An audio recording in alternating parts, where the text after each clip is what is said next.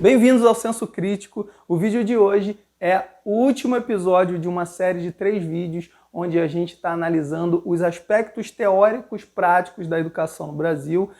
desde o período em que se iniciou um movimento liberal em torno da questão educacional e que tem influenciado até hoje as práticas de ensino dentro das escolas formais. Eu não pretendo retomar muito os pontos que a gente já abordou nos 2 últimos vídeos, mas eu vou deixar o link aqui na descrição para quem quiser acompanhar o fio de raciocínio que a gente construiu até aqui. Sobre o assunto do vídeo de hoje, a gente vai tentar traçar algumas reflexões propostas por diversos autores e correntes pedagógicas que pressupõem um contexto educacional mais justo em termos de formação integral do homem, ou seja, uma educação que não trate de forma desigual e ideológica as diferentes realidades existentes e, principalmente, que trate essas realidades em primeiro plano como sendo fundamentais para o processo de transformação social que a gente tanto necessita no caso do Brasil.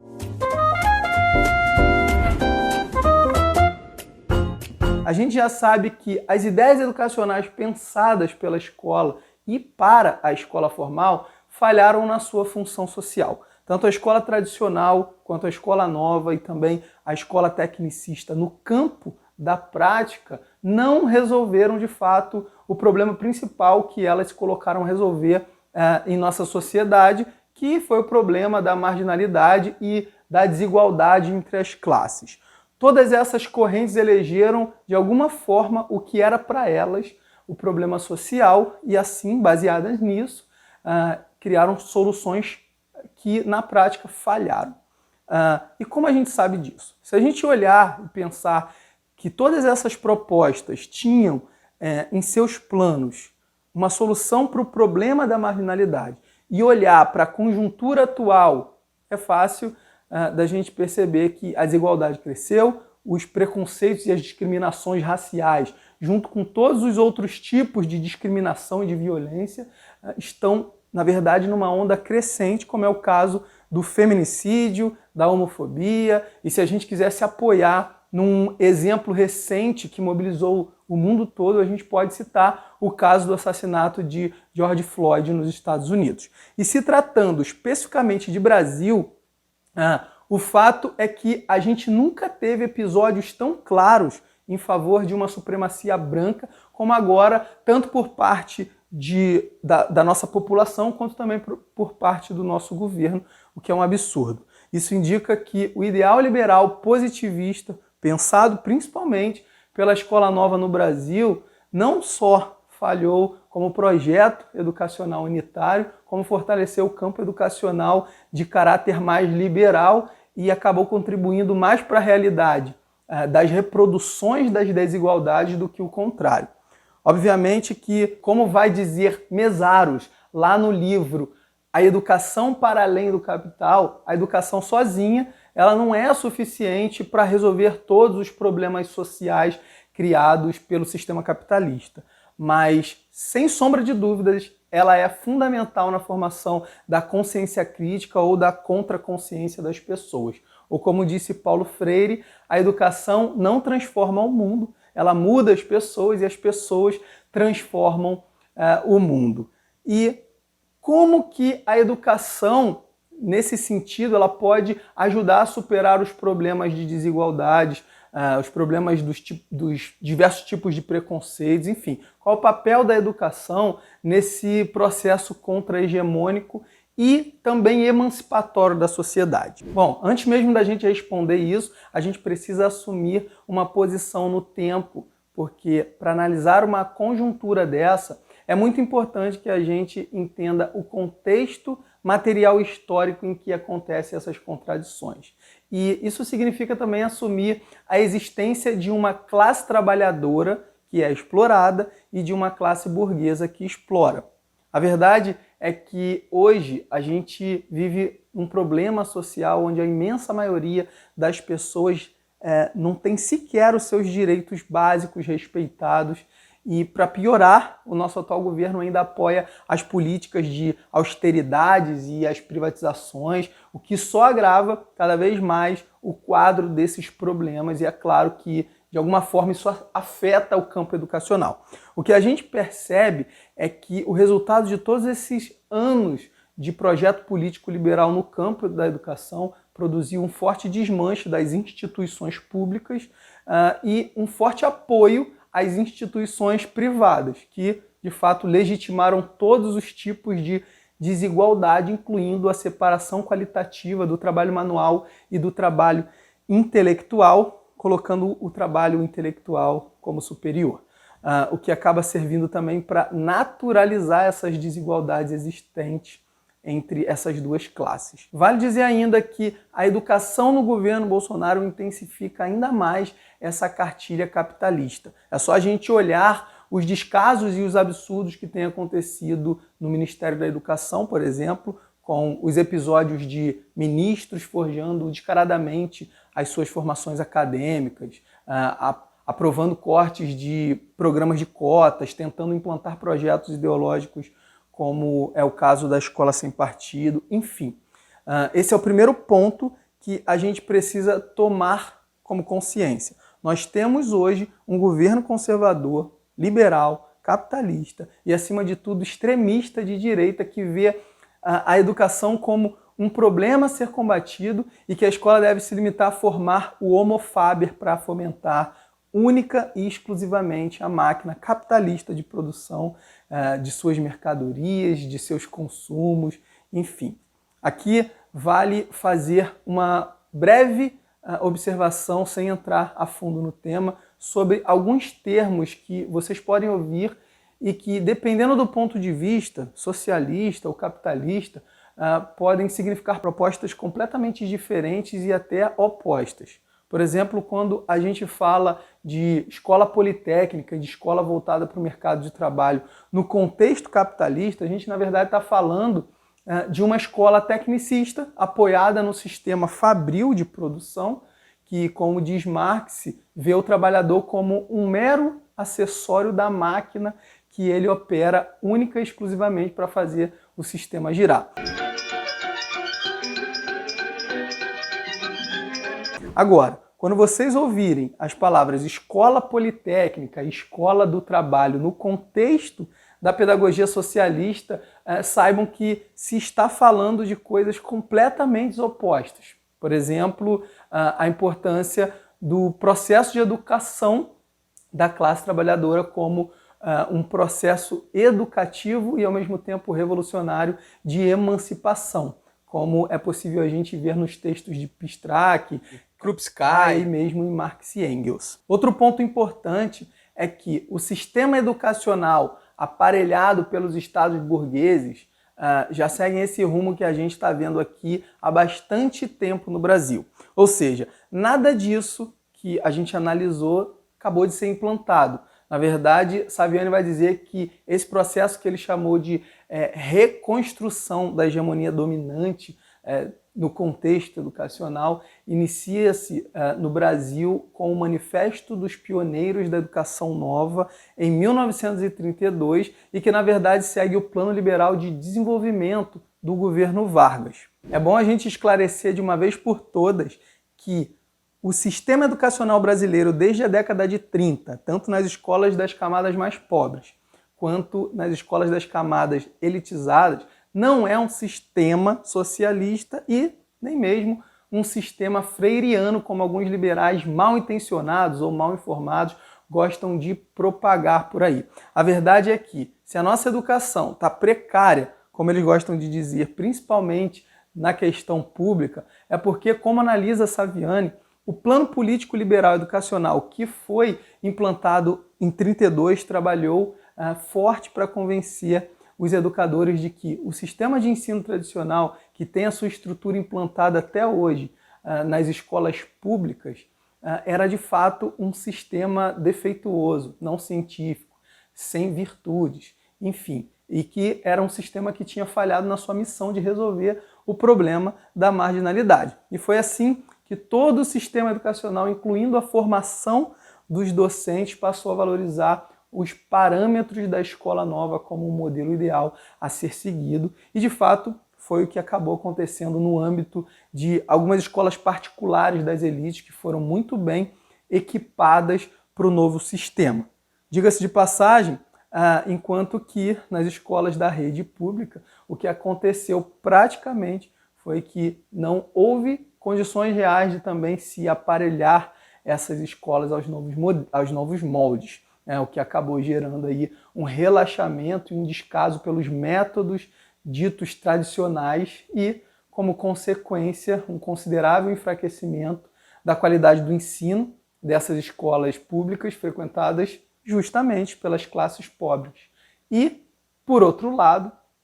melhorava-se então consideravelmente a qualidade do ensino das escolas particulares das elites brasileiras. Voltando então para a questão anterior sobre o papel da educação no processo contra-hegemônico e emancipatório da nossa sociedade, o que seria então uma educação para além do sistema capitalista? Em primeiro lugar, a gente precisa assumir o caráter capitalista do nosso sistema educacional sem ficar minimizando a situação e lançando mão de reformas que a gente sabe que servem mais para manter a estrutura funcionando em favor das classes dominantes do que, de fato, para mudar alguma coisa. Aí sim, assumindo esse cenário, a gente pode começar a pensar de que maneira a gente vai romper, mesmo que de uma forma gradual, com essa lógica burguesa estabelecida, enfim. E então, começar a reestruturar o sistema de ensino desde a sua fundação, a partir de uma visão de fato revolucionária e crítica da sociedade. Ou seja, a partir de uma ótica que compreenda que educar é de fato algo que transcende o ato de transmitir conhecimentos prontos e que nem sequer se pautam na relação entre o educando e o educador, que foi o que Paulo Freire chamou de educação bancária. O fato é que o modelo de escola que a gente está acostumado, ele nunca deu conta de resolver as contradições sociais e muito menos se preocupou um dia com os caminhos da emancipação humana. Na verdade, para o sistema atual, me parece muito mais interessante que as pessoas continuem sendo alienadas em suas roldanas de esquilos, onde são apenas consumidoras e produtoras de mercadorias. Fazendo uma analogia rápida, a escola que o capitalismo idealiza é pautada no modelo de fast food da educação, onde as pessoas consomem os conteúdos de maneira rápida, superficial, não crítica e, de preferência, dentro das caixinhas. Na minha forma de entender toda essa história, é aqui que nasce a urgente necessidade de organizarmos espaços alternativos fora dos muros das escolas, não só para a gente discutir os pontos que são fundamentais, mas também para a gente educar as pessoas de uma maneira mais profunda e multilateral, como é o caso da Escola Nacional Florestan Fernandes, idealizada pelos movimentos dos trabalhadores sem terra em São Paulo. Paracelso, o grande pensador do século XVI, dizia: a aprendizagem é a nossa vida desde a juventude até a velhice. De fato, quase até a morte ninguém vive durante 10 horas sem nada aprender. Bom, se é verdade que a gente aprende de uma forma ou de outra, então é bom que a gente pare e reflita sobre o que nós estamos aprendendo dentro dos espaços formais de educação. O sistema atual está nos ajudando a construir uma lógica que nos garante elementos fundamentais para lidarmos com a nossa própria realidade de forma mais consciente? Ou será que a gente segue reproduzindo nesses espaços as condições que nos prende a uma estrutura dominante que só legitima cada vez mais os nossos problemas sociais? Gramsci dizia que todos nós contribuímos para o nosso belo quadro social. E essas contribuições podem nos guiar na direção de manter ou de mudar as estruturas vigentes. Em que direção a gente está seguindo com a escola formal capitalista? De fato, qualquer mudança social passa pelas mudanças dos processos educacionais e isso acaba nos remetendo à importância de se criar espaços de educação não formal, ou seja, espaços onde o processo educativo se dê fora dos muros da escola. Seja porque nesses espaços o processo de internalização ideológica não pode ser protegido e nem manipulado pelas forças do Estado, ou porque nesses espaços existe uma verdadeira compreensão e compromisso com a emancipação das pessoas. Como vai nos alertar Mesaros, os jovens podem encontrar alimento intelectual, moral e artístico em outros lugares. A aprendizagem é a nossa própria vida e isso nos leva automaticamente à questão da educação popular, da educação social e da educação comunitária que a gente vê que ganha cada vez mais relevância dentro das comunidades, dentro dos movimentos sociais, dentro dos partidos, dentro da esquerda, que já nasce com a responsabilidade social muito mais realista e muito mais próxima do contexto de cada um de nós. Definitivamente, eu acredito que a plena educação do povo não pode ser realizada numa sociedade em que esteja dividida em classes sociais e que a nossa atual conjuntura política nos convoca a organizar movimentos para lutar de fato por uma educação emancipadora que inclua o trabalho no processo educativo e que dê condições para que cada pessoa tenha capacidade de ler e de compreender a sua própria realidade e o seu próprio papel no mundo a partir de uma consciência mais crítica. Eu estava conversando com a minha esposa, que é pedagoga, e a gente estava falando sobre a questão de como que o ensino da história nas escolas ele é um ensino unilateral. E eu acho que esse é um exemplo que mostra bem como que o conhecimento está formatado no sistema educacional burguês. Até porque uma escola que visa a emancipação humana, ela deveria proporcionar aos seus educandos, nesse caso, um contato mais amplo e menos ideológico com a questão da história. O currículo deveria, na nossa opinião, contemplar as mais diversas visões sobre os acontecimentos em relação à colonização, por exemplo. Ou seja, deveria apresentar em sala de aula não só a visão europeia da colonização, mas também a visão dos povos originários e africanos, que, enfim, tiveram grande importância. Se a gente já sabe, inclusive, através da obra de Darcy Ribeiro, que o Brasil é formado pelas matrizes indígenas, europeias e africanas, por que que os nossos livros didáticos só mostram o ponto de vista europeizado da colonização? Quando a gente apresenta as diversas histórias existentes sobre o mesmo acontecimento, dando a mesma importância para cada olhar, a gente com certeza contribui verdadeiramente para que as pessoas tenham os elementos necessários para entenderem melhor e mais profundamente como foram formadas as suas bases históricas, as suas identidades, enfim. Se a escola tivesse esse compromisso, com certeza nos ajudaria muito mais a compreender os nossos conflitos sociais, nos ajudaria a ter outros olhares sobre o funcionamento do sistema político e econômico, por exemplo. Enfim, como diz um famoso provérbio africano, enquanto os leões não tiverem um historiador, a história continuará a exaltar o caçador. E é nesse sentido que eu defendo a importância, sim, a priori, de existir políticas de equidade onde os que têm menos sejam favorecidos com programas como Bolsa Família, as cotas, o programa de pleno emprego, enfim, e outros programas que busquem equilibrar essa desigualdade inaceitável que a gente vive. Medidas assim, elas vão ser de fato necessárias até que a gente tenha um sistema público engajado em tornar a nossa sociedade uma sociedade tão justa a ponto de um dia poderem falar em meritocracia sem que isso soe como uma tremenda canalice liberal. Nesse contexto todo, o papel da educação, na minha opinião, é soberano tanto para as estratégias de mudança das condições objetivas como, de fato, aí, para as mudanças de consciência de cada pessoa. Como disse o grande intelectual brasileiro Silvio Almeida, sobre a questão da educação e do racismo,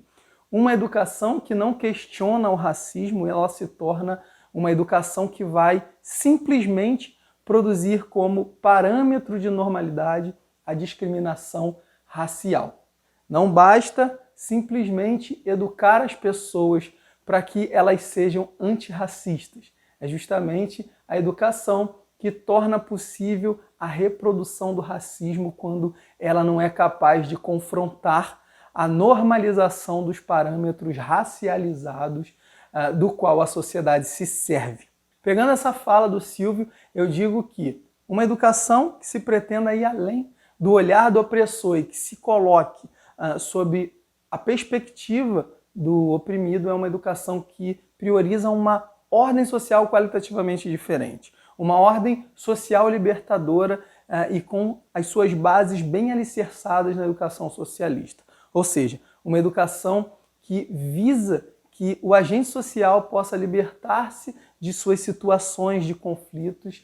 para, de fato, construir as suas próprias superações de forma livre. Nenhum desses objetivos, na minha opinião,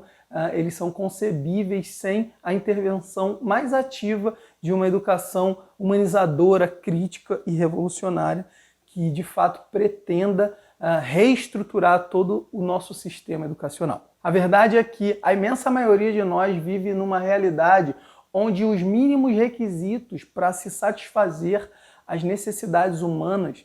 eles são completamente negados todos os dias. E a nossa tarefa como agentes educadores, comunicadores sociais, enfim, e militantes, de fato, é a tarefa de transformar as nossas condições materiais objetivas de forma radical através de métodos que passam necessariamente, na minha opinião, por um processo de alteridade, humanidade e de solidariedade. Mas esse talvez seja o assunto para um próximo vídeo. Eu espero que esse vídeo e todas essas reflexões possam, de fato, contribuir para uma visão crítica de cada um de vocês. Como de costume, eu deixei todo o material de referência aqui na descrição. Leiam e não esqueçam de se inscrever no canal, curtir esse vídeo e marcar também o sininho. Quem quiser apoiar o canal e me ajudar nessa jornada é só acessar o apoia.se/Senso Crítico e contribuir. Eu agradeço especialmente a todos vocês que, de alguma forma, ajudam aqui o canal, porque, de fato, isso me ajuda a manter esse espaço de reflexão e de pesquisa que tem como principal objetivo ser esse espaço de debates e de motivação para uma verdadeira praxis revolucionária. Até o próximo vídeo e boa semana!